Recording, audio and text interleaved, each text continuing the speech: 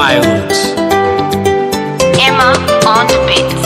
Wani wagi wautan jango aryan kaba wannan.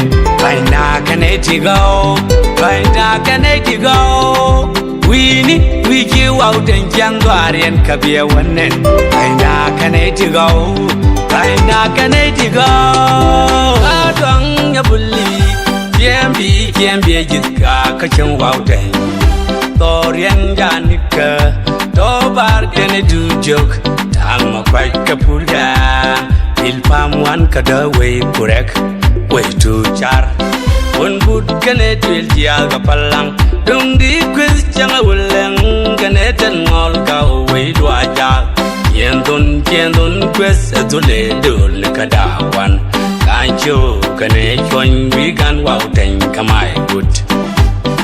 Waje ya ala yibek, maleng nya long marial kene ywa. Chengkwa wow daga keryang kawenyan yang nika dobrat. Yen diu kabek kawun koi ke zinki welo la chol. Ye mandin kabang mare weni kalwal chadye. Wani waje wow tenjang go aryan kabawanen. Baina kaneti go, baina kaneti go. Wini wigi wautan jango aryan kabia wannan. Baina kaneti go, baina kaneti go.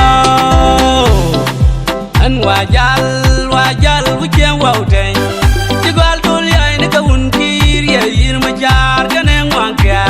Torgai diyo yeres bejigwal ya nyangor kanero tu kago yak kawigan ya.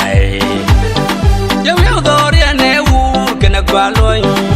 Wow kane tunpi yen tutel gar padul bugale kachi tuda yen war ke jog kabar wet ya mat kadai kaduru mat kura wikemat yen gel kang garatu wikal wari kawenya bil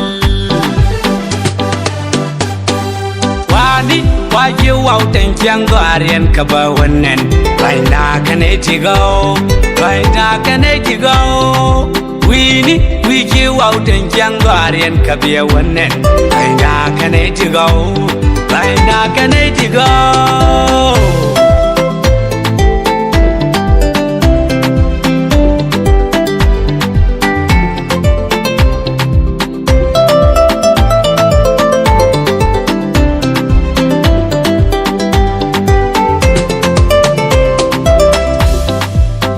Balan letku War association community gagad wow Nya pe gad wiga jachan yang chang kolret padul nya rotong kang tanggal wicheng bel Nan jeu tut kai bangwang samwel gai tu yang yang nya dil gwed yang kaye Wawo de wiga jike dilat gana dorakan Wol galwa dolak Honorable John Gayo, General Jimmy, Wuchan Pot, Galwari Ja, Galwali Gudio.